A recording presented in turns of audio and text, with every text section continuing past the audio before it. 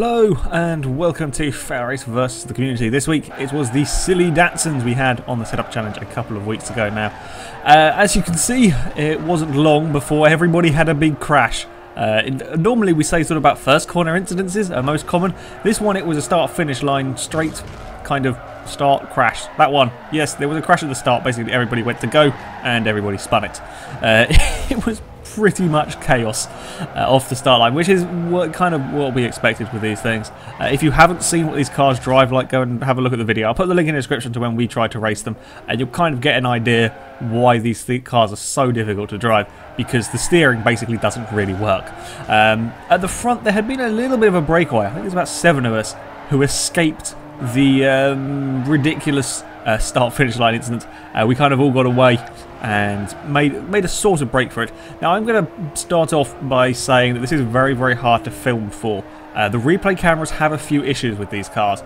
First of all, these cars are quite slow. In fact, they are very slow, and you often find it spinning out halfway around a corner, which means the replay cameras at some points get lost and get confused, which is why we can't focus on certain bits, because the cameras have just gone completely lost and got confused. Also, as the cars fall off the road from time to time, or quite a lot of times, as a Datsun comes very close to the camera there, yeah, as the cars fall off the road, they can sometimes go to points that the replay cameras don't normally or don't even go to, because they don't know that the car shouldn't be there. It can be a real pain. Anyway, I was making pretty good progress actually. I'd started on the sort of the 3rd or 4th row and had managed to avoid all the crashes. Again, I couldn't get a good angle for the first start-finish line incident to show you quite what happened, but I got really lucky and just about avoided everything and was making fairly good progress. It also helps when the car you're racing has a little incident of its own. To be honest, there wasn't really so much sort of battling and overtaking like there is in a sort of a normal race. It was more of a case of wait and hope somebody falls off the road in front of you and then you'll find a way past. Another problem that we had is some people had the same livery as Daniel's car, which was making it very difficult to say which one is which. I believe Daniel is the one doing the overtaking here. I'm hoping so. He started quite a way down the grid and was sort of slowly making his way through the field. I think he was caught up in that start line incident as well. Further back, TJ was not having as much luck as us, and as he goes off into the tyre wall. Oh, nearly, there we go. Some people actually had sort of found out that if you go in reverse, the weird cambers and toes don't actually affect the car. So you could drive in reverse, as them two are, without having too many issues with steering, other than the associated issues of being in reverse. And also, it wasn't very fast in reverse because it wasn't designed for that. It's only got a very short first gear. I don't know, I was probably doing about 20 or 30 in first. So while the cars were drivable, it wasn't exactly the fastest way of going. Now, one of the issues that we did find is as the leaders kind of caught up to those that were struggling, you would have issues trying to kind of lap them, because I mean they're struggling with the cars because they're very tricky to drive, and they would end up sort of taking you off, as our leader at that point found out. It's an unfortunate situation, and there is very little you can do about it. I mean, let's face it, this isn't really very serious racing, and the best way is to take it not seriously, as we say that's a car straight to the wall. You can't really take this racing too seriously, because the cars are so unpredictable and so stupid. You can get taken out at any time, or the car can just decide it's going to take a trip into the wall, and TJ took a trip into me, which put me in the wall, and then I fell down. I think I lost a place to Daniel. Daniel was doing pretty well at making up from a rather terrible start, and I think I was down into 3rd and was having a little bit of issues getting back onto the road after TJ kind of took me out there. Some guy is still going in reverse. They were persistent with those cars in reverse. It was kind of working. There wasn't a huge amount of techniques really. It was just try your best to keep the thing in a straight line. Again, we have someone else who was having a little bit of an issue with one of the back markers, and then we're going to have a big pile up on the straight. Yeah, we've got a roadblock going on. Yeah, that sort of thing happened a few times. I mean, it's kind of unavoidable with these cars. You'll be driving them in a straight line, everything will be absolutely fine, and then all of a sudden it'll want to go visit the wall, and you will not be able to stop it. It's a very tricky thing to drive. Some people were kind of getting systems. I don't know how it worked. It was just, yeah, you have to be really quick with the steering. It also helps when the car you're battling, or kind of sort of racing with, it wasn't really proper racing, falls off the road, which gave Daniel a fairly easy pass for the lead. Yeah, these two had pretty much driven away from the entire field. Daniel was going very, very quickly. I think he had the fastest lap by quite a long way. Further back, this is very confusing. There were 2 groups of cars with identical paint jobs. So this isn't Daniel and that other guy. This is further back. And there, yeah, the paint jobs. Also, I think some paint jobs didn't quite load properly. As normal Forza replay problems as ever.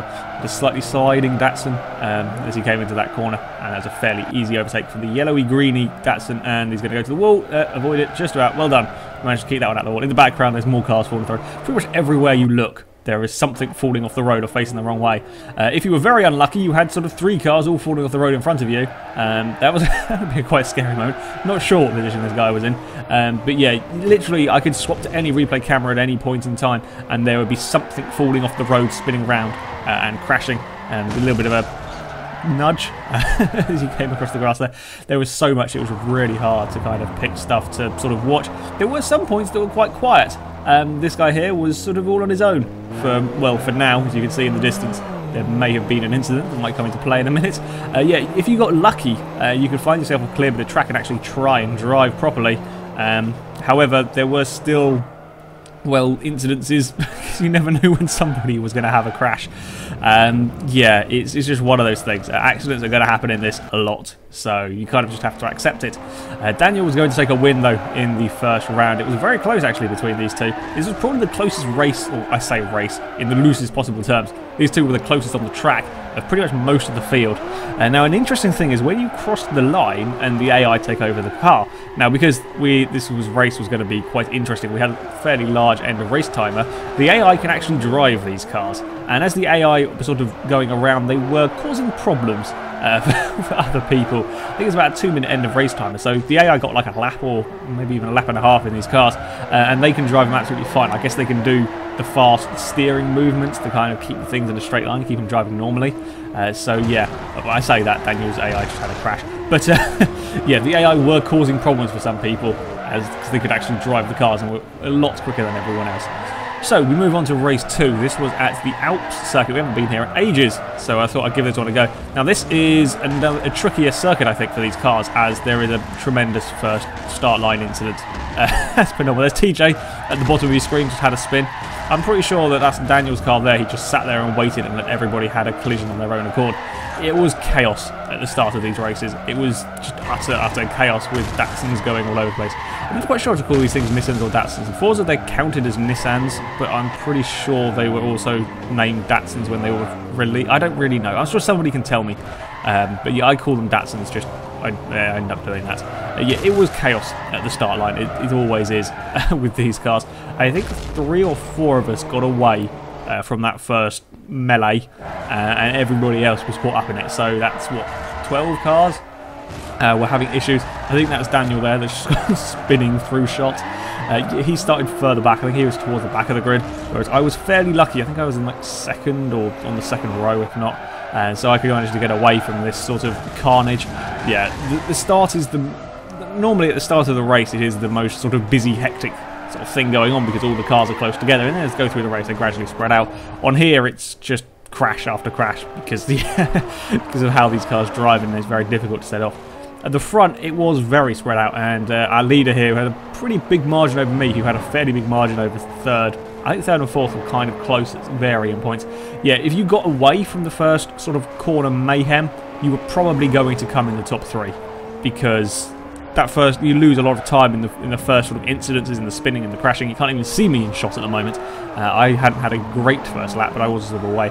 If you got away from that first melee, you would probably do fairly well, because you lose so much time in that opening bit that it's very hard to make up. And of course, when you're pushing with these cars, you just spin even more. Further back, there was some kind of close racing.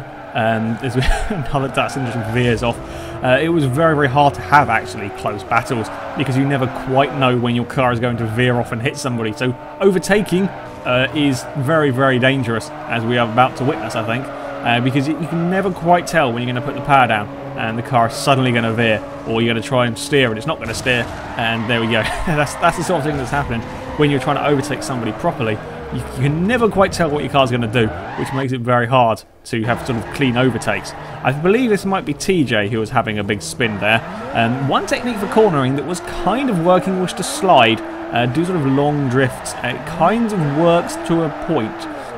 Then there's a point where it doesn't work and you have a big crash.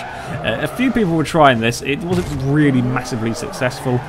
There wasn't really any sort of one technique that worked. Some people were just choosing to go really, really fast and crash and then recover and go really, really fast.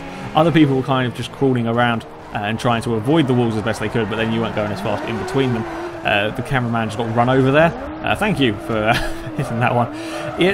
There's not really a good way of driving these cars because you can't really move the wheels fast enough, and you also don't know what direction to move the wheels in fast enough to keep it in control like the AI can, because there's no real feedback, as we found another wall down there. I was kind of doing okay. It was a bit of a lonely race, actually. I think it's probably a bit of a lonely race for most of the top four, because we kind of pulled away at the start and there was big gaps between us. I was keeping about 1,000 feet behind the leader. As he had an accident, I then have one a lap later. We kind of stayed roughly about the same. I think third and fourth were about 2,000 feet behind me, or meters. I don't know, what does it measure in? Feet, I think. It's also scary when one of the back markers had a little spin in front of you. There was a change of position for third, I believe this is. Again, this was probably kind of the closest race going on. It kind of varied as to who had a good corner, who didn't have a good corner. There's one thing about this kind of racing is normally, you have to be within very, very close sort of distances to be able to make an overtake, whereas here, you can see how far the red car came from to actually get that overtake done. Because if you have a bad corner, you lose so much time. You can do overtakes from 200-300 feet back, whereas in normal racing, if you try that, it's just going to end in a big crash. Our red car there just literally drove into a back marker. Again, it was a little bit of a problem. The cars that tended to be the ones that were getting kind of lapped were the ones who were having more of an issue driving the car, which meant they were more likely to do something unpredictable. It's not really their fault, it's not an easy car to drive. So yeah, you have to be on your toes, shall we say, whenever you are lapping somebody. And to be honest, you have to be all the time. Because no matter how good a driver you are, this thing will still suddenly decide it wants to go visit the scenery, and you will not be able to stop it because of the steering.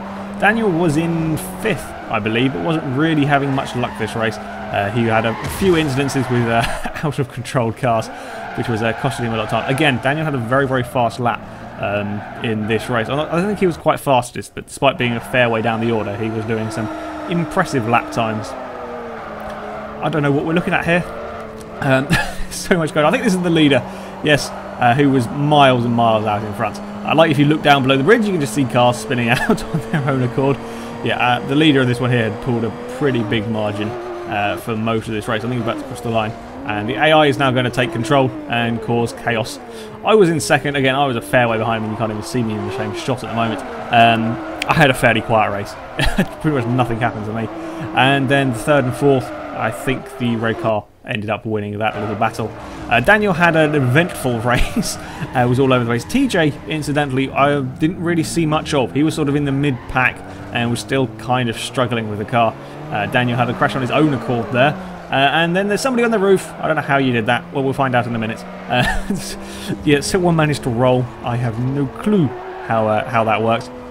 Yeah, as I said, Daniel did some fast laps in there. The lap time with these cars, I think we went about 1:05 maybe, or 50. I can't remember. It were pretty decent lap times if you could sort of keep a clean lap together, because these are quite fast cars. They are like 1,000 horsepower. Admittedly, you can't use most of it, but yeah. Anyway, this is what happened to the Datsun that managed to end up on its roof. I don't know quite how Forza decided that. I mean, it's not a surprise that you lose control through there and end up being unable to steer away from the wall, but quite how that car ended up on its roof, I don't. A bit like the Aventador roll that I did. It just kind of hit the wall head on, and the game decided, nope, don't know what to do with you. We're going to panic and put you on your roof. And then he's kind of like, someone tried to help him, and it kind of didn't kind of put him back onto his roof. Damage was on cosmetic for this because there's utterly no point in doing simulation. Also, you can see there the leader was causing problems, or his AI, should I say, was causing problems. It drove into the back of somebody. We move on now to our final race. This was at Ladera. Again, it was chaos at the start line, which is not really surprising. However, it wasn't as bad as last time. I kind of started sort of mid-pack in this one. It was chaos then when it got to the, I think this is the second or third corner. I managed to somehow squeeze through as everybody crashed all around me, which put me up into second. And there's more crashing in the background. And then I managed to get a fairly easy pass into the lead. So I managed to come from about 8th on the grid to first. in just a couple of corners by basically not having a spin and avoiding, well, I say avoiding, I was lucky. Everything pretty much just crashed around me. A lot of it was down to luck in this race as to if you could avoid the incidences, because like, as you saw there, I went through the middle of everything that was crashing. If I'd been a millisecond later, it probably wouldn't have ended so well. In this one, actually, the sticky stuff was being useful for once. The sticky stuff was actually useful, as we see a pink Datsun having a few issues, a little bit of lag. Never mind about the lag, it just happens. Yeah, the sticky stuff here was actually quite useful, as if your car was in a sort of tank slapper. To be honest, these cars are basically permanently in a tank slapper because you can never quite get it steering to be working. The sticky stuff would slow you down and you'd be able to regain control. Daniel got unlucky again. He was starting fairly low down the grid and got sort of kind of sandwiched and slid into. Almost went round again. Yeah, a lot of this was about luck. The grid order was random. There was no setup for the grid. It just dumps you in a random position. Daniel had been fairly unlucky with the grid this time round. TJ was doing better. He was up into 5th, I think. This is the kind of, again, this was kind of the breakaway group at the start. There's about 6 or 7 of us. We kind of got a good start, avoided all the crashes or had minimal crashes, and we were kind of pulling away a little bit from the rest of the field. And TJ was in this group. Again, it's you can't really call it proper racing because it was a little bit mental. Never quite knowing what anything's going to do, and never quite knowing when somebody's going to veer left into you. But it was getting better towards the end as people kind of got more used to the cars and kind of got the hang of them. There was less of these sort of unpredictable swipes, and there was kind of some close racing. TJ was actually up into 3rd at this point, which was very impressive considering how much he'd struggled with the car in the first 2 races. It wasn't long before somebody was to find the wall through this section, or in fact find Daniel through this section. That corner is bad in cars driving normally. It's a really nasty corner through that. With these, it's really very, very tricky. 2 cars, in fact, spun out in that shot. You didn't quite see the white one have the start of his spin. But yeah, that corner between those walls is terrifying normally, let alone with these cars. Admittedly, speed is a little bit less. I think the fastest I got one of these cars, it was about 80. Much faster than that, and you just have a crash. And the guy who was in, I think he was in 6th or 7th, managed to correct to 2nd in the space of 1 corner, which is quite impressive. Again, this comes back to the point that I said about how in normal racing you can't do that. Unless there is a huge crash, you just can't make up that many places in a single corner. Whereas on here, because cars can have difficulties getting steered, getting stopped, or just deciding to veer off, you can make up a huge number of places just by keeping the thing in a straight line. Obviously, keeping it in a straight line is really not very easy. Yeah, it's kind of hard to explain. In fact, I can't explain how you do, but there is kind of, you've got to move the stick an awful lot. You're basically constantly steering in these things, in a straight line even more so than in the corners. Corners are actually easier in these cars. It's very weird. If you haven't driven them, I'll leave the guy's name in the description. Go on his storefront and download this and have a go with them, and that will make sense to you more than I could, because yeah, it's ridiculously hard to explain. Anyway, some more cars were having a spin on the start-finish line. Yeah, I could have literally just made a compilation of Datsuns facing the wrong way. There was so much going on with all of these. There's another one in the background has a spin. Sticky stuff was pretty useful, as I said before. If you were if you thought your car was about to spin, aim for the sticky stuff, and it would kind of save it because it would pretty much stop. Anyway, moving on, there's some more people were trying some of the drifting. This is probably the best drifting I saw in these cars, or sliding, I guess, not really proper drifting. Yeah, a few people were trying this. Most of the time it didn't work. This is one of the few occasions that it was actually working. If you could get it, if you could kind of just get it right, you could get around corners sliding. But most of the time you would get it wrong and you'd go find a wall. Although to be fair, that was most of the corners, most sort of driving styles. Yeah, it was interesting. Again, as I said, there's no real technique that was good for these cars. It was kind of just keep steering an awful lot, and it would kind of just about work. As far as kind of close racing goes, there wasn't a huge amount of it. This was a kind of a close battle for around 8th or 9th, I think this was. Some little bit of corner cutting going on here. Like normally that sort of corner cutting, you know, you'd be considered a little bit cheating. In these cars, it's just, you can't really avoid it. If the car has decided it wants to go that way, you cannot do anything about it. There's a Datsun in the wall there. So yeah, we'll let off corner cutting in this race because you just can't do anything about it. Which is kind of part of the fun with these guys. They're very, very unpredictable. Back towards the front, that was a very scary moment. through that. There's not a good place to be overtaking people through that kind of gap. I guess it's kind of like a mini chicane sort of. Yeah, you don't want to be overtaking cars through there at normal speeds. I believe that is TJ in the background, who is still fairly high up this race, who completely annihilated somebody into the pit wall. Not very sportsmanlike of you, but yeah, I doubt you have very much control of the car. So in the background, I also like this, how the cars managed to block the pit lane as somebody was coming out. And yeah, that's not so good. Some people would try and going through the pit lane as a way of keeping the thing under control. But by going through there, the AI takes control of it and you don't spin. But of course, you lose quite a lot of time because the car goes very slowly. At the front, we come into the final lap, and it was actually quite close now. I'd had a pretty big lead for in fact, almost all of the race. On the last couple of laps, the guy in second was catching up to me, and it was a fairly close finish between us.